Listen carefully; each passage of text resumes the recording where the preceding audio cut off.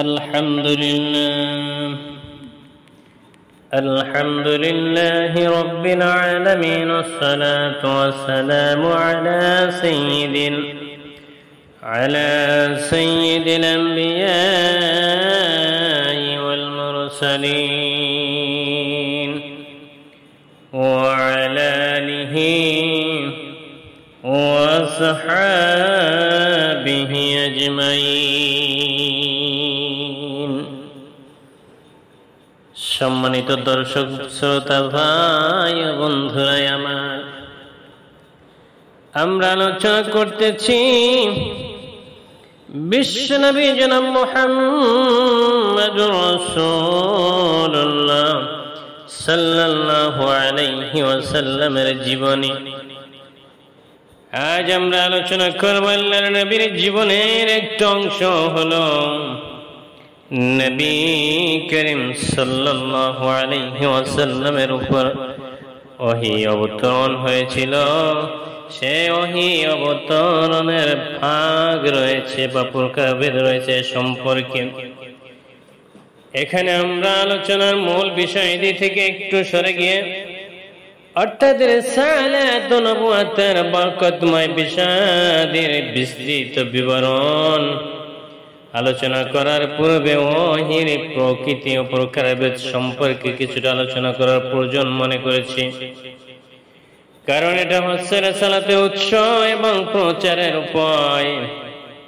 ওহীর প্রকৃতি এবং প্রকারভেদ সম্পর্কে আল্লামা ইবনে কাইয়্যিম যে আলোচনা করেছেন তা হলো এই: সত্য স্বপ্নের মাধ্যমে নবী করিম সাল্লাল্লাহু আলাইহি ওয়াসাল্লামের উপর ওহী অবতীর্ণ হতো। ফেরেশতা দেখা না দিয়ে অর্থাৎ অদৃশ্য অবস্থা থেকে রাসূল সাল্লাল্লাহু আলাইহি ওয়াসাল্লামের অন্তরে ওহী প্রবেশ করিয়ে দেন। এ প্রসঙ্গে নবী করিম সাল্লাল্লাহু আলাইহি ওয়াসাল্লাম যেমনটি ইরশাদ করেছেন, জিবরিল আলাইহিস সালাতু ওয়াস সালাম ফেরেশতা আমার অন্তরে কথা নিক্ষেপ করলেন, যে কোনো আত্মা সে পর্যন্ত মৃত্যুবরণ করবে না যে পর্যন্ত তার ভাগ্য যতটুকু খাদ্যের অবরুদ্ধ রয়েছে পুরোপুরি ভাবে তা পেয়ে না যাবে। অতএব তোমরা আল্লাহকে সমীহ করো এবং রুজি অন্বেষণের জন্য ভালো পথ অবলম্বন করো। রুজি প্রাপ্তিতে বিলম্ব হওয়ায় তোমরা আল্লাহর সন্তোষের পথ অন্বেষণে যে উদ্যত না হও, কারণ আল্লাহর নিকটে যা কিছু রয়েছে তা তার অনুগত্য ছাড়া পাওয়া দুষ্কর। 3 নম্বর হলো ফেরেশতা মানুষের আকৃতি ধারণ পূর্বক নবী করিম সাল্লাল্লাহু আলাইহি ওয়াসাল্লামকে সম্বোধন করতেন। তারপরে তিনি যা কিছু বলতেন নবী করিম সাল্লাল্লাহু আলাইহি ওয়াসাল্লাম তা মুখস্থ করে নিতেন। এই অবস্থায় সাহাবীগণ রাসূল সাল্লাল্লাহু আলাইহি ওয়াসাল্লাম ও ফেরেশতাকে দেখতে পেতেন। 4 নম্বর হলো ওহী অবতীর্ণ হওয়ার সময় নবী করিম সাল্লাল্লাহু আলাইহি ওয়াসাল্লামের নিকট ঘণ্টার টুনটুন শব্দের মতো ধ্বনি শোনা যেত। ওহী নাজিলের এটাই ছিল সবচাইতে কঠিন অবস্থা। টুনটুন ধ্বনির সংকেত প্রকাশ করতে করতে ফেরেশতা ওহী নিয়ে আগমন করতেন এবং নবী করিম সাল্লাল্লাহু আলাইহি ওয়াসাল্লামের সঙ্গে সাক্ষাৎ করতেন। ওহী নাজিলের সময় কঠিন শীতের দিনেও রাসূল করিম সাল্লাল্লাহু আলাইহি ওয়াসাল্লামের কপাল থেকে ঘাম ঝরতে থাকত। তিনি উষ্টের উপর আরোহণরত অবস্থায় থাকলে উঠ বসে পড়ত। এক দফায় এইভাবে ওহী নাজিল হওয়ার সময় রাসূল সাল্লাল্লাহু আলাইহি ওয়াসাল্লামের যায়েদ বিন সাবিত রাদিয়াল্লাহু এর উরুর উপর ছিল। তখন তার উরুতে এতই ভার বোধ হয়েছিল যে মনে হয়েছিল যে উরু চূর্ণ হয়ে যাবে। 5 নম্বর হলো নবী করিম সাল্লাল্লাহু আলাইহি ওয়াসাল্লাম ফেরেশতাকে কোন কোন সময় নিজস্ব জন্মগত আকৃতি প্রত্যক্ষ করতেন এবং আল্লাহর ইচ্ছায় সেই অবস্থায় তিনি তার নিকট ওহী আগমন করতেন। নবী করিম সাল্লাল্লাহু আলাইহি ওয়াসাল্লামের এরকম অবস্থা দুবার সংঘটিত হয়েছিল, যা আল্লাহ তাআলা সূরা আন-নাজমে উল্লেখ করেছেন। 6 নম্বর হলো পবিত্র মিরাজ রজনীতে রাসূলুল্লাহ সাল্লাল্লাহু আলাইহি ওয়াসাল্লাম যখন আকাশের উপর অবস্থান করেছিলেন, সেই সময় আল্লাহ তাআলা নামাজ এবং অন্যান্য বিষয় সম্পর্কে সরাসরি হুকুমের মাধ্যমে ওহীর ব্যবস্থা করেছিলেন। 7 নম্বর হলো আল্লাহ তাআলার সঙ্গে নবী করিম সাল্লাল্লাহু আলাইহি ওয়াসাল্লামের সরাসরি কথোপকথন যেমনটি হয়েছিল, তেমনি মুসা আলাইহিস সালাতু ওয়াস সালামের সঙ্গে হয়েছিল। মুসা আলাইহিস সালাতু ওয়াস সালামের সঙ্গে যে আল্লাহ তাআলার কথোপকথন হয়েছিল, কুরআন কারীমে তা অকট্টভাবে প্রমাণিত হয়েছে। কিন্তু আল্লাহ তাআলার সঙ্গে নবী করিম সাল্লাল্লাহু আলাইহি ওয়াসাল্লামের কথোপকথনের ব্যাপারটি হাদিস দ্বারা প্রমাণিত হয়েছে। কোন কোন লোক পর্দা বা আবরণ ব্যতিরেকে আল্লাহ এবং তার রাসূল সাল্লাল্লাহু আলাইহি ওয়াসাল্লামের সামনাসামনি কথোপকথনের মাধ্যমে ওহী নাযিলের অষ্টম রীতির কথা বলেছেন। কিন্তু ইসলামের পূর্বসূরীদের হতে শুরু করে পরবর্তীদের সময়কাল পর্যন্ত এ পদ্ধতি ওহী নাযিল হয়েছে। হয়তো কিন্তু ইসলামের পূর্বসূরীদের হতে শুরু করে পরবর্তীদের সময়কাল পর্যন্ত এই পদ্ধতিতে ওহী নাযিলের ব্যাপারে মতভেদ চলে আসছে।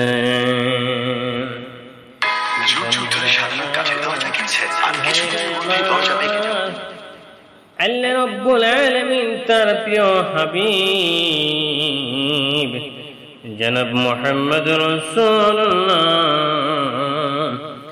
সাল্লাল্লাহু আলাইহি ওয়াসাল্লামের উপর বিভিন্ন ভাবে ওহী নাযিল করেছিলেন, যা আমরা ইতিপূর্বে আলোচনা করলাম। এবার জানব আল্লাহর নবীর উপর যখন ওহী নাযিল হলো, অর্থাৎ নবুয়তের দায়িত্ব যখন আল্লাহর নবীর উপর বর্তালো, এবার তার দায়িত্ব হয়ে পড়ল ইসলামের প্রচার ও প্রসার করা। কিন্তু আরবের কাফের মুশরিক বেদুইনদের মাঝে নবী করিম সাল্লাল্লাহু আলাইহি ওয়াসাল্লাম যদি হঠাৎ করে ইসলামের প্রচার শুরু করে দেন, এমন একটা পরিস্থিতির সৃষ্টি হতে পারে যে সমাজের ভিতরে বিশৃঙ্খলা সৃষ্টি হয়ে যাবে। কেউ আল্লাহর নবীকে মানতে চাইবে না, তাই কৌশল অবলম্বন করেছেন। যেহেতু আল্লাহ রাব্বুল আলামিন বলেন, ও আমার নবী, আপনি হিকমত এবং কৌশলের সাথে ইসলাম প্রচার করুন। তাই রাসূল করিম সাল্লাল্লাহু আলাইহি ওয়াসাল্লাম নবুয়তের প্রথম 3 বছর গোপনে গোপনে ইসলামের প্রচার করতেছিলেন। সূরা মুদাসসিরের প্রথম আয়াত থেকে 6ষ্ঠ আয়াত পর্যন্ত আল্লাহ রাব্বুল আলামিন বলেন, ইয়া আইয়ুহাল মুত্তাসসির কুম ফানজির ওয়া রাব্বাকা ফাকাব্বির ওয়া সিয়াবাকা ফাতাহহির ওয়ারজুজ ফাহজুর ওয়া লা তামনুন তাস্তাকসির ওয়া লিরাব্বিকা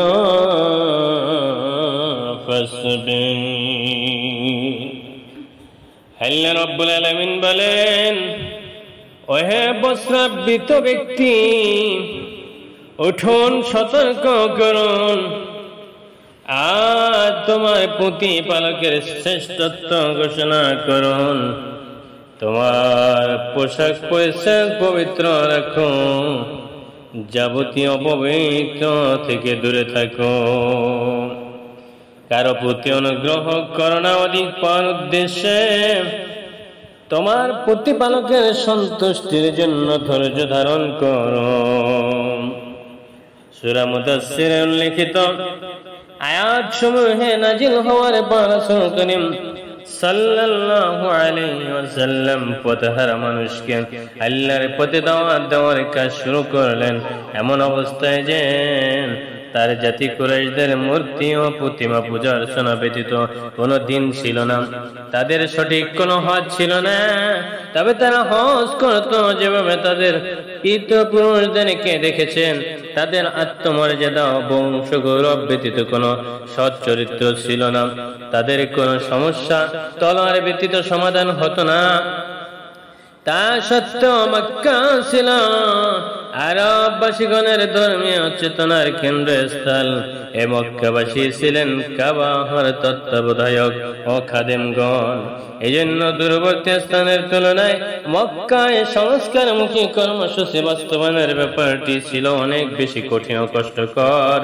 এ অবস্থার পরিপ্রেক্ষিতে প্রাথমিক পর্যায়ে মক্কায় প্রচার ও তাবলীগের কাজকর্ম সন্তর্পণে ও সংগোপনে অর্থাৎ গোপনে গোপনে করার প্রয়োজন ছিল, যাতে মক্কাবাসীগণের সামনে আকস্মিকভাবে বৈপ্লবী কিংবা উত্তেজনামূলক কোন অবস্থার সৃষ্টি না হয়ে যায়। তাই রাসূল করিম সাল্লাল্লাহু আলাইহি ওয়াসাল্লাম নবুয়তের প্রথম 3 বছর গোপনে গোপনে ইসলাম প্রচার করলেন। এখন জানবো আমরা আল্লাহর নবী গোপনে গোপনে যখন ইসলাম প্রচার করতেছিলেন এর ফলাফল কি হলো, কারা কারা মান আল্লাহ রাব্বুল আলামিনের পবিত্র ধর্ম ইসলাম গ্রহণ করেছিলেন। এটা খুবই স্বাভাবিক এবং সঙ্গত কথা যে যারা রাসূল সাল্লাল্লাহু আলাইহি ওয়াসাল্লামের সবচাইতে কাছের, সবচাইতে ঘনিষ্ঠ এবং সবচাইতে নির্ভরযোগ্য ছিলেন, সর্বপ্রথম তিনি তাদের নিকট ইসলামের দাওয়াত পেশ করেছিলেন। এই দলের মধ্যে ছিলেন পরিবারের লোকজন, ঘনিষ্ঠ আত্মীয় এবং ঘনিষ্ঠ বন্ধু বান্ধব। অধিকান্ত প্রাথমিক পর্যায়ে তিনি ওই সকল লোককে সত্যর প্রতি আহ্বান জানিয়েছিলেন যাদের মুখমণ্ডল কল্যাণ এবং সত্য প্রীতির আভাস ছিল সুস্পষ্ট। তাছাড়া যারা নবী করিম সাল্লাল্লাহু আলাইহি ওয়াসাল্লামের সততা, সত্যবাদিতা এবং পরিষ্কার পরিচ্ছন্নতা সম্পর্কে সুবিদিত ছিলেন এবং এই কারণে তার প্রতি এত বেশি অনুরক্ত এবং শ্রদ্ধাশীল ছিলেন যে প্রথম আহ্বানে সাড়া দিয়ে তারা ইসলাম কবুল করেন এবং প্রথম মুসলিম হওয়ার এক দুর্লভ গৌরব অর্জন করেন। এদের তালিকায় শীর্ষে ছিলেন উম্মুল মুমিনিন নবী পত্নী খাদিজাতুল কুবরা রাদিয়াল্লাহু তাআলা আনহা। খাদিজাতুল কুবরা বিনত খুয়াইলিদ তার স্বাধীনতাপ্রাপ্ত কৃতদাস যায়েদ বিন হারিসা বিন শুরা বিন কালবি তার চাচাতো ভাই আলী বিন আবু তালিব, যিনি তখনও তার লালন পালনাধীন শিশু ছিলেন, এবং তার সর গুহায় সঙ্গী আবু বকর সিদ্দিক রাদিয়াল্লাহু, এরা সকলে প্রথম দিনই মুসলমান হয়েছিলেন। তারপর আবু বকর রাদিয়াল্লাহু ইসলামের প্রচার কাজে বেশ তৎপর হয়ে ওঠেন। তিনি অত্যন্ত জনপ্রিয়, কোমল স্বভাব, পছন্দনীয় অভ্যাসের অধিকারী, সচ্চরিত্র এবং দরাজ ব্যক্তি ছিলেন। তার দানশীলতা ও দূরদর্শিতা, ব্যবসা বাণিজ্য এবং সৎ সাহসের কারণে তার নিকট লোকজনের গমনাগমন প্রায় সব সময় লেগেই থাকত। পক্ষান্তরে তিনি তার নিকট আগমন ও প্রত্যাগমনকারী এবং আশেপাশে বসবাসকারী গণের মধ্যে যাকে বিশ্বাসযোগ্য মনে করতেন তার সামনে ইসলামের দাওয়াত পেশ করতেন। তার ঐকান্তিক প্রচেষ্টায় ওসমান রাদিয়াল্লাহু তাআলা আনহু, জুবাইর রাদিয়াল্লাহু তাআলা আনহু, আব্দুর রহমান বিন আওফ, সাদ বিন আবি ওয়াক্কাস রাদিয়াল্লাহু এবং তালহা বিন উবাইদুল্লাহ রাদিয়াল্লাহু তাআলা ইসলাম গ্রহণ করেন। এই মহাসম্মানিত ব্যক্তিবর্গই হচ্ছেন প্রথম মুসলিম জনগোষ্ঠী। প্রাথমিক অবস্থায় যারা ইসলাম গ্রহণ করলেন, বেলাল হাবশিও ছিলেন সেই দলের অন্তর্ভুক্ত। এরপর ইসলাম কবুল করেন বনু হারিস বিন ফিহর গোত্রে আবু উবাইদা, আমির বিন জাররাহ রাদিয়াল্লাহু, আবু সালামা বিন আব্দুল আসাদ মখজুম মাখজুমি রাদিয়াল্লাহু আরকাম বিন আবিল আরকাম এবং উসমান বিন মাজউন জুহমি এবং তার দুই ভাই যথাক্রমে কুদামা এবং আব্দুল্লাহ, উবাইদা বিন হারিস বিন মুত্তালিব বিন আব্দ মানাফ, সাইদ বিন যায়েদ এবং তার স্ত্রী অর্থাৎ ওমরের বোন ফাতিমা বিনতে খাত্তাব বিন আত-তামিমি রাদিয়াল্লাহু তাআলা আনহু, জাফর বিন আবু তালিব ও তার স্ত্রী আসমা বিনতে উমায়াস, খালিদ বিন সাইদ বিন আস আল-উমাবি ও তার স্ত্রী আমিনা বিনতে খালাব, অতঃপর তার ভাই আমর বিন সাইদ বিন আস, হাতিব বিন হারিস জুমাহি ও তার স্ত্রী ফাতিমা বিনতে মুখাল্লিল ও তার ভাই খাত্তাব বিন হারিস এবং তার স্ত্রী ফুকাইহা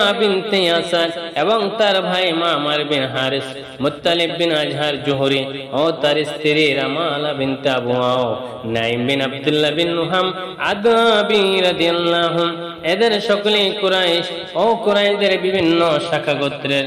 কুরাইশ ব্যতীত অন্য গোত্র থেকে প্রাথমিক অবস্থায় ইসলাম গ্রহণকারীরা হলেন আব্দুল্লাহ বিন মাসউদ, মাসউদ বিন রাবিয়া, আব্দুল্লাহ বিন জাহাশ আশ-শাদি ও তার ভাই আহমদ বিন জাহাশ, বিলাল বিন রিবা হাবশি, সুহাইব বিন সিনান রুমি, আমর বিন ইয়াসার আনসি তার পিতা ইয়াসার ও তার মাতা সুমাইয়া এবং আমির বিন জুহাইফা। উল্লেখিত ব্যক্তিবর্গ ছাড়াও প্রাথমিক পর্যায়ে মুসলমান মহিলাদের মধ্যে রয়েছেন উম্মু আইমান, বারাকাত হাবশি, উম্মুল ফজল, লুবাবাতুল কুবরা বিনতে হারিস, হিলালা, আব্বাস বিন আব্দুল মুত্তালিবের স্ত্রী আসমা বিনতে আবু বকর সিদ্দিক রাদিয়াল্লাহু তাআলা আনহু। উল্লেখিত ব্যক্তিবর্গ প্রথম পর্যায়ে ইসলাম গ্রহণকারী হিসেবে প্রসিদ্ধ। বিভিন্নভাবে অনুসন্ধান ও গবেষণার মাধ্যমে প্রকাশিত হয়েছে যে প্রথম পর্যায়ে ইসলাম গ্রহণকারীর গুণে গুণান্বিত সংখ্যা পুরুষ মহিলা মিলে 330 জন।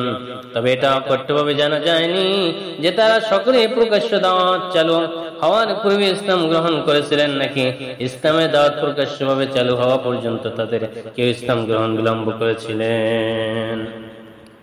সম্মানিত বন্ধুরা আমার, ভাইরা আমার, রাসূল করিম সাল্লাল্লাহু আলাইহি ওয়াসাল্লামের এই প্রথম 3 বছর গোপনে গোপনে ইসলাম প্রচার করার কারণে হয়তো আমরা মেনে নিতে পারি বা বুঝে নিতে পারি যে 330 জন ব্যক্তি তারা ইসলাম গ্রহণ করেছিলেন।